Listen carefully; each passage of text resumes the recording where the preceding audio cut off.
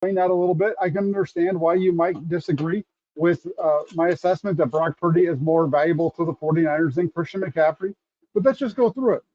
Number one, Purdy's playing at an extremely high level this season. And his value is really the highest of any of the players on the team, especially when you consider he was taken last in the draft last year. He only costs less than $900,000 against the salary cap for the San Francisco 49ers. And more than that is look at the performance that Brock Purdy has put out for the San Francisco 49ers this season. I don't think that you could take Brock Purdy off of the field and replicate his performance with any of the other quarterbacks on this roster. If you were to lose Brock Purdy today, are you going to go out and beat the Dallas Cowboys on Sunday with Sam Darnold as your quarterback? I don't think so. I don't think that Sam Darnold is that type of quarterback where you can replace Brock Purdy and the things that he's doing for this team with Sam Darnold, and all of a sudden you're going to be getting that same type of productivity out of the quarterback position. That's just myself, and it's based off of everything that he's been able to accomplish so far. 9-0 as a starter, the numbers as good as any quarterback in the NFL. If you take the numbers and just look at those, Brock Purdy's a top 5, top 10 quarterback easily in the NFL. Now, based off of the numbers, you stretch it beyond that. Last week, he set an NFL 49ers franchise record, 95.2% completion percentage in the game on Sunday against the Arizona Cardinals. And this is a guy who's just continuing to get better and better and better. Now, he's got a big matchup coming up on Sunday against the Dallas Cowboys. And this is going to be one of those litmus test games. But at the same time, Brock Purdy's already beat the Dallas Cowboys. He's already beaten them in a situation even more important than what they're going to face on Sunday. He went in there against the Cowboys last season in the NFC divisional round in the playoffs, and he led the 49ers to a 19-12 victory. Yeah, it was the fewest points that they were able to score with Purdy as their starting quarterback. However, he managed that game beautifully, made the big plays when it needed to be made, helped to lead the 49ers on a 90-plus yard drive to take the lead, the score to make it 19 to, I believe it was 19-9 at that point, or 19-12. Either way, it was enough to give them the lead that they would not relinquish at that point. And I really think when you look at it from that standpoint, that's where Brock Purdy is the most valuable player to the 49ers. How good is this guy playing? Well, don't just take it from me. Listen to what his players are saying in terms of the guys he's playing with. Listen to what his head coach is saying. Kyle Shanahan yesterday was asked about Brock Purdy and how well the quarterback is performing. In particular, there's been a lot of questions about it. Is Brock Purdy a product of Kyle Shanahan's system, or is there more to it than just that? And he said, in regards to Brock Purdy being a product of the system, Kyle Shanahan said, that's pretty ridiculous. You just got to watch the tape. He plays at a high level every time he's out there, and he's done it in a lot of different situations versus a lot of different defenses, on the road, at home, playoff games, when injured. You can't do all that stuff. He's been out there too long. It's all on tape. So, in terms of how good Brock Purdy's been, that's number one. And then further on in the conversation yesterday, Kyle Shanahan was asked, you've been around a lot of great quarterbacks. Where does Brock Purdy land on the spectrum of the guys who you've coached at other stops? And he says, of the guys I've coached, he's up there with all of them. I've had a couple of really good ones in that way, and Brock's right up there with those guys. You can see that in his college tape. That's what made him look so good on his tape and play at such a high level, and it hasn't changed here. And that's a really big one right there when you look at Kyle Shanahan saying that about Brock Purdy, because here's the thing. Kyle Shanahan knows what NFL MVP caliber quarterbacking looks like. After all, when he was in Atlanta, Matt Ryan was named the NFL MVP at quarterback for the Falcons in 2016. They almost won the Super Bowl that year, right? They actually had a huge lead. They're up 28-3 over the New England Patriots. It wasn't Kyle Shanahan's offense that lost that game. There's an argument that can be made for certain calls that he made, but the fact that they were up 28-3, that shows how good that team was. It shows how good they are. And you see a lot of Matt Ryan and Brock Purdy. You see a lot of a number of top-level quarterbacks around the NFL in what Brock Purdy is doing on a regular basis. And it's not just Kyle Shanahan who's saying these things. You look at where Christian McCaffrey, he's obviously right there. He's right there with Brock Purdy in terms of the importance to this team. There's no doubt about it. You can see that on film too. You can see how Christian McCaffrey's presence on the field has created openings for other guys. Last week you saw Brandon Ayuk with a big catch down the sidelines, and a lot of that had to do with the space that was created because the defense is having to watch Christian McCaffrey and where he's going, and that opens up other guys. That's his biggest thing. And obviously, Christian McCaffrey is also leading the NFL in total rushing yards right now with 459. Last week, he broke the 49ers franchise record for touchdowns in consecutive games with 13, breaking the record of Jerry Rice. So, both these guys have broken records this season. I don't think the 49ers are who they are without either one of them. However, I do think that if Christian McCaffrey had to miss a game, I think they'd have a better chance of winning that game than they would if they didn't have Brock Purdy, especially if it was a big game. And Christian McCaffrey, he's spoken highly of Brock Purdy as well. He came into his press conference on Sunday after the game, and one of the first things he said is he called Brock Purdy phenomenal, talked about his performance, said he's just a phenomenal quarterback. He was asked about what about him makes him think that Brock Purdy is a phenomenal quarterback, and this is what Christian McCaffrey had to say. So I think he can go down the list of what makes a quarterback good, and he checks every box. Then he has all the intangibles that would be phenomenal. He brings a kind of swagger and energy every day that is fun to be around. He's quiet but very confident, and he expresses that in the way he plays. It's just awesome to have him in the huddle. And Christian McCaffrey, he knows a lot about working with Brock Purdy, not only in the huddle since they've been working together since Brock Purdy took over, but when Christian McCaffrey first joined the 49ers, it was Brock Purdy who worked with him to get him up to speed and get him ready for that first game against the Kansas City Chiefs. And so they have a lot of work together. And what McCaffrey said there, that echoes what you hear from every player on this 49ers roster when they talk about Brock Purdy. Is this is a guy who's just a leader. They believe in him. And that presence that he portrays, that aura that he gives off really helps this 49ers offense to be as good as it can be. And it helps gives the 49ers team confidence that they're always in it, that they always have a chance to win. And so I think from that standpoint, that's what makes Brock Purdy the most valuable player to the 49ers, because his players believe in him, the locker room believes in him. They believe that when he's on the field, they're going to win. And that just really comes down to that. I think, listening to everything they said last week, I talked about how they think that he's just a killer, how they want him, they understand when they're in certain situations, they can come out and do things, move the ball and all those different types of things, and they can go right down the field in tough situations. And that Brock Purdy enjoys being in those situations, which is why they call him a killer, because it's a little crazy to feel that way. But Brock Purdy, that's what he does, and his teammates believe in him. And as Shane Colamarino over in my comment section here says, and this one, he says Josh Johnson didn't come in and light it up with Christian McCaffrey. Absolutely not. And that's the other thing too is Josh Johnson. You've got to be at a certain level anyway to be able to come in and take advantage of a guy like Christian McCaffrey. Josh Johnson just wasn't that guy. Jimmy Garoppolo played some of his best football with Christian McCaffrey, but Jimmy Garoppolo also won a lot of games in San Francisco before Christian McCaffrey was here. And I think that's really what you have to take a look at is this guy's come in and Brock Purdy has come in and he's just been able to light it up and really take this offense to a different level than they've ever been under Kyle Shanahan. Certainly since they've been in a very long time, probably going back as far as Jeff Garcia, who was the last Pro Bowl quarterback for the 49ers. And I'd go even further back. I'd say this is the best quarterbacking the 49ers have had, going back to Steve Young and Joe Montana. I mean, you see the records. Steve Young, say what you want about all the talent that's around Brock Purdy, but Steve Young had some exceptional talent around him as well. When Steve Young won the Super Bowl, he had Ricky Watters at running back.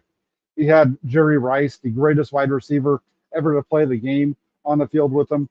He had John Taylor. You look at that defensive side of the ball, they brought in Ken Norton. They brought in a host of pass rushers to help them out. Just a great team that was all around them. And I think that's another thing, too, is that you look at the best quarterbacks in 49ers history, and that's always been the case, whether it's Steve Young or Joe Montana or you name it, whichever quarterback you want to throw out there. So, just want to throw out really quick, Raphael569 says, like and subscribe, everybody, if you please could. Lukey Walsh here in the house, another member of the Toolbox, says, hey, everyone. Andrew, what's up, Jack? How many dimes you got on the 49ers? I don't know what the spread is right now. I would predict my prediction this game it's going to be a 10-point win for the 49ers. So uh, take with that from that what you will. I think it's a 10-point win for San Francisco. I think the spread's only 5.5. So take the 49ers in the points. And even though you're losing the points there, who's number 11 will have the better game on Sunday? That's going to be an interesting one. We're going to let's talk about this a little bit. Who's number 11 is going to have the better game, Brandon Ayuk or uh, for the Dallas Cowboys, uh, Micah Parsons? Micah Parsons, he's been a stud this year. 4 sacks so far for the Cowboys. He has 27 total pressures on the season. You look at it. He has 4 sacks, 8 quarterback hits, 14 total tackles. He's forced a fumble, recovered a fumble, knocked a pass down, all those kind of things. He's coming into this game a little dinged up. He injured his knee last week against New England, so he's been limited in practice these first 2 days. Brandon Ayuk, on the other hand, he's just been lights out in all 3 of the games that he's played, coming off of a career high game last week. I think that this is a game that's going to be really tough for the 49ers with Micah Parsons because he's such a good rusher off of the edge. And that's where Purdy's ability to get the ball out of his hands is going to really come into play. And I would probably lean more towards Brandon Ayuk having the better game in terms of his numbers. I think Micah Parsons is going to get some sacks.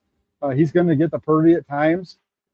This is the best pass rush the 49ers have faced since week 1, right? Out in Pittsburgh. And yeah, TJ Watt, he had 3 sacks. He looked, his stat line looked really dominant until you realize that those 3 sacks came after the Steelers were already down 20-0, right? They were already down big before he got a sack in that game. So you look at this one, I think that the better game's probably going to come from Brandon Ayuk. You look at the way that the Arizona Cardinals ran the ball on Dallas, and what they did was they ran right at number 11. Guys that are like Micah Parsons, who are fast players, you don't want to run away from them because that plays into their benefit. But if you can run at them and you can make them have to hold up at the point of attack, that's going to wear them down, and usually you're going to win that battle. And that's not something that's just here with Micah Parsons. That's been something that's been the case for a long time around the NFL. So go after Micah Parsons on Sunday. I think that's what you really need to get going. Andrew also says the construction equipment is new for your streams. That's right. No, that's part of it. You're not watching the Jack Hammer channel, inside the 49ers with Jack Hammer. If you don't have sirens, maybe a barking dog, a weed eater somewhere, maybe a lawnmower going on, there's always got to be something. There's always got to be some kind of noise outside of it. So today we had the truck backing up, so that was a lot of fun. The newest narrative, Brock is a system quarterback, yet no one has run this offense even as close as well as Purdy. Absolutely. We addressed that one earlier as well. The Notorious Gav says Sam Darnold can't do what Brock does. No, Sam Darnold cannot do what Brock Purdy does. He can come in and maybe get you by for a week or two, but the 49ers, I think, are a Super Bowl winning caliber team with Brock Purdy. With Sam Darnold, I think they're good enough to maybe win a few games, maybe get to the playoffs, but they're not going to be a Super Bowl winner. He can't do the same thing. He doesn't get the ball out of his hands as quickly as Brock Purdy. Go back and watch the film. Kyle Shanahan said, look at the film if you want to see how good Brock Purdy is. Go watch Sam Darnold on film in the preseason, and there's throws to be made that he's passing up because of where the defenders are and things like that. Throws that Brock Purdy makes on a regular basis. So absolutely right. That's a good call there, Gav. Let's see what else. Shane Colamarino says the 94 team was stacked. Doesn't take anything away from Steve Young. Absolutely. That's what I talked about a few minutes ago. The Notorious GAV says Juice TV, book it right now. Hey, I could see that for sure with this team this week. Yeah, that's right. I'm sorry, Folktale. There's no Purdy Express in the background today. I'm in a different location, so we don't have the Purdy Express going by. That's for sure. Greg Escon says Darnold doesn't have the CPU that Purdy has. There you go. That's a good one, Greg. He doesn't have that same processing power. These are like a 12K or whatever it is, 28-bit processor for Sam Darnold, whereas you've got Brock Purdy over here with the 1 gigabyte processor. That's the difference between those two. Also saying that Mitchell's out for a while is Gregus. So let's go ahead. Let's take a look at the practice report from the day really quick, and then we'll end the show. But you look at today's practice report, an interesting one out of Dallas. They were very healthy. They had a number of players who were listed as did not practice yesterday. They're all back. The only Dallas Cowboy player who did not practice today was tight end Peyton Hendershot. He's dealing with an ankle injury. Otherwise, the Cowboys were healthy. Micah Parsons was still listed as a limited participant, but he was on the field. Linebacker Damone Clark dealing with a shoulder. He was a limited participant, as was safety Malik Hooker. But everybody else for Dallas was on the field today, other than tight end Peyton Hendershot. And the biggest news really for the Cowboys today was that this was the first practice this season that they've had their entire starting offensive line practice on the same day. Left tackle Tyron Smith, Tyler Smith, the left guard, Tyler Biadasz, the center, right guard Zach Martin, and Terrence Steele, all on the field at the same time today for the first time this season for Dallas, who's really been dealing with injuries up front. That could be a big part of this game as well. I think when you look at the Dallas Cowboys, you look at Dak Prescott, you look at the fact that his average depth of target is one of the lower in the league. It's just over 5 yards per attempt. He's one of the quickest with getting the ball out of his hands. A lot of that has to do with that offensive line. I think they just don't have good. They don't have good offensive linemen up front, so you got to get the ball out quick, right? Now that they're getting healthy, we'll see how that works. That could be to their favor this week against the 49ers with their pass rush coming out. And there's been a lot of talk regarding Nick Bosa and the fact that he has just one sack. Well, he's just one sack, but if you watch the game, if you watch the film, Nick Bosa shows up all over the place, and Nick Bosa's presence on the field really helps open things up for everybody else. Javon Hargrave, Eric Armstead, so on and so forth. Drake Jackson off of the edge, Cleveland Ferrell off the edge. This is a team that really does a good job of getting after the quarterback, and it really starts with Nick Bosa. If Nick Bosa isn't out there, it's not the same. As far as the questions Val Ramos was asking about, what about Diggs? With Diggs, the defensive, the cornerback for the Cowboys, he's out for the season. He tore his ACL in practice a couple of weeks ago, the week before their game against the Carolina Panthers. So that's where he is right now. Other than that, they are fully healthy coming into this game. On the 49ers side, it's very similar. The 49ers had a pretty clean slate today. Dre Greenlaw back on the field. Charvarius Ward was on the field as well. Trent Williams, Christian McCaffrey, Deebo Samuel, Ron Jennings, they're all out there. The only two that were not on the field today for the 49ers was Elijah Mitchell. He was a non-participant. He's been dealing with a knee injury ever since being tripped up in practice last Thursday, injuring his knee. He was a non-participant today. John Feliciano still working through the concussion protocol, the backup offensive lineman. He was seen working on the side field, but not with the team. So he'll be listed as a DNP for the 49ers as well. But beyond that, this team is extremely healthy. They're going to be good to go. Elijah Mitchell, that's a tough break, but the 49ers have Jordan Mason, who has really done a good job coming in last week in the game against Arizona. We got to see Mason come on a couple of times in place of McCaffrey and have a really strong performance as well. So right now, things are looking good for the 49ers in terms of their health as they get ready to take on the Dallas Cowboys. And this is a big game for the 49ers. It's a big game for the Cowboys as well. Obviously, the Cowboys at 3-1, the 49ers at 4-0. This is a big game for San Francisco in terms of the number one seed in the NFC playoffs, because a loss here makes them tied in terms of their record, but it gives the tiebreaker advantage with the Dallas Cowboys. So the 49ers need to get this win today. A lot of talk about that as well, as far as who the importance of this game really being more for Dallas because of the mental factor, the hurdle of getting past the 49ers. They haven't been able to do that, in the last couple of seasons. Well, I think that is true. I also think, though, that for the 49ers, this is a big game in terms of their goals for this season. The 49ers, their goals that aren't this year isn't just to get to the playoffs. They're already a team that should make the playoffs. At 4-0 right now, they just need to win 6 of their next 7 to If it's 7, no, more than that. Next 6 of their next 13. If they go 6-7 the rest of the way, they're going to be 10-7. They make the playoffs at that record, right? That's not what their goal is. Their goal is to win the Super Bowl. So for the 49ers, their number one goal is to host the NFC Championship game, have that number one seed, have to win just 2 games to get there. And I think that right now they're in a good spot to do that.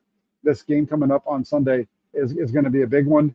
To answer that question as to who will have the home field advantage come the end of January in the NFC Championship game. Sheen Colmarino, thank you so much for your super chat. He says, I'm not one who is concerned yet about Bosa sacks, but can you speak to why you think there has been such a drop off going back to last year? Yeah, I think the drop off is somewhat easy to explain, and it's attention. He's getting all the attention, and you see teams putting a lot of emphasis on stopping Nick Bosa, and so what that's doing is that's creating one-on-one matchups for everybody else. Eric Armstead, Javon Hargrave, Cleveland Farrell, and so on and so forth, or maybe even on a blitz from Fred Warner. And so that's really what's happening is teams have just really decided that we're not going to let Nick Bosa beat us. We're going to stop him, and we're going to see if they can beat us with somebody else. And so that's where for the 49ers, their addition of Javon Hargrave is so big because Javon Hargrave can get to the quarterback. He has 3 sacks right now on the season. He's able to beat those one-on-ones at a pretty high rate. And so that's really what's going on. And also, and if they aren't double teaming them, they're chipping them off the line of scrimmage. That's one of the things the 49ers haven't done a very good job of getting Nick Bosa in situations where he can't be chipped off the line of scrimmage. So, it's tough when you're lined as wide as the 49ers are. It's easy for those guys to get a chip. There's going to have, they're going to have some calls and things like that allow him to understand that he's in a position to get chipped and he can make a little more of an inside pass rush than other times, or maybe using him as more of a stunt up inside and bringing other people around because there's no way you can chip him if he's slanting inside or stunting around up inside. So I think when you look at it, that's the reason why, Shane, and I think that's also kind of the reason how they can get around it is moving him around in terms of his rush, not just rushing off the edge, but getting up inside and in different areas like that. So that's part of it. Raphael 5629er says Armstead's playing well. He definitely is. Eric Armstead, it's not showing up in the stat sheet, but he is playing at a very high level. Shane Marino says, I guess my only pushback is every big pass rusher gets attention on them. They still get sacks, maybe just a drought. Yeah, but I think in a lot of these situations, they're not getting quite the attention that you're seeing from Nick Bosa. He's getting a lot of double teams and those types of things. You go back and you look at TJ Watt, he got 3 sacks against the 49ers. All 3 of those sacks coming in one-on-one situations with Colton McKivitz. That's not the case in San Francisco with Nick Bosa. He's getting a lot of pressure. Quarterbacks are getting the ball out of their hands quickly. So it's not even just about that. Sometimes it's just the fact that they're not playing tight coverage, which allows the quarterback to get the ball out and doesn't have to hold it because of coverage down the field. And you can see that if you go back and you watch the Rams game, for example. There were some times where they were getting good pressure early, but then in the second half they tightened up their defense and started bringing their guys up. And now when you've got the quarterback having to hold it just a little bit longer, it creates an easier time for him to be able to get in there for all the 49ers actually in that way. I don't have the answer to this one, Gregus. It wouldn't surprise me if Bosa has one of the highest percentage double teams in the NFL. It just wouldn't at all. I'm sure it probably is. Shane also says that he believes it's around 33%. I saw something like that too. So we'll see. I do think that Nick Bosa is playing at a pretty high level this year, though, and I'm not concerned about the drop off there at all. I think you watch this 49ers defense play. 49ers defense has gotten some heat from fans this season, last week in particular, with the long drive that you had from Arizona and so on. But I think more than anything, that's more about game situations than anything else. The 49ers were up by 2 scores, and you come out and you decide that you just don't want to let them go down the field quickly on you. And by forcing the 49ers having a 21-3 lead, that allows them to say, okay, well, we're gonna maybe you can score a touchdown here, but if you're gonna score a touchdown, you're gonna have to be precise. You're gonna have to chew up a lot of clock, and you're gonna have to really work your way down the field and not make mistakes. And if you can do that, we'll let you go ahead and take those points because we're still up by double digits, and we're still ahead, and we feel good about our offense and so on and so forth. So I think when you look at this defense, they are much better than even their numbers would indicate. I think they are a team that when they need to get a stop, they've gone out and they've proven they can get a stop. Look at the game against the Rams, right? That wasn't a good one in the first half. They come out in the second half, they shut them down. Against the Giants, they shut them down for long stretches after that first possession of the game. Against the Cardinals are one of the best offensive hold on, Jack, get it together here. The Arizona offense is one of the best offenses in the NFL in terms of first half scoring.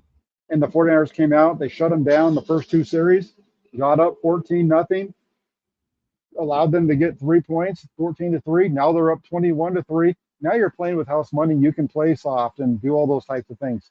I think that plays a lot into the points that the 49ers gave up to the Arizona Cardinals. And, looking at this game on Sunday between the Niners and the Cowboys, the 49ers are the better team. The Cowboys are a really good team as well, but the 49ers are better.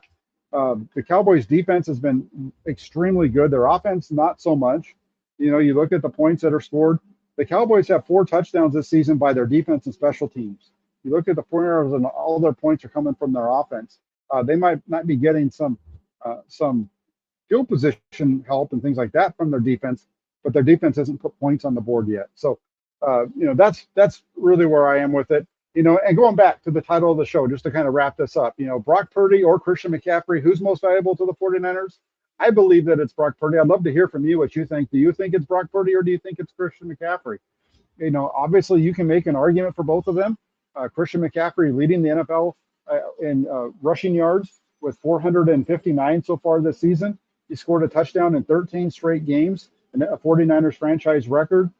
He helps open things up for everybody. But at the same time, I think with Brock Purdy, he is more valuable because he needs to be on the field for them to win. They don't have somebody else that can come on and come close to doing that. And I do think that if Christian McCaffrey wasn't on the field, it would be harder for the 49ers. But I do think that Brock Purdy would still be enough, and they have enough other weapons around for Brock Purdy to be able to lead them to big wins and possibly even a Super Bowl in the NFC this season. So there you have it. Take it for what it's worth. I'd love to hear your feedback, though. Please make sure that you hit me up in the comment section. Let me know, Brock Purdy or Christian McCaffrey, who to you is the 49ers most valuable right now, or who is most valuable to the 49ers here in 2023? Thank you all so much for taking the time to tune in. Like I always say, take it for what it's worth. If you guys can do me a favor, please hit that like button before you leave. Also, subscribe to the channel if you haven't done so already. And then last but not least, make sure you turn on your notifications so you don't miss any of the updates right here on Inside the 49ers with Jack Hammer. Thank you all so much for tuning in. Have a great rest of your Thursday.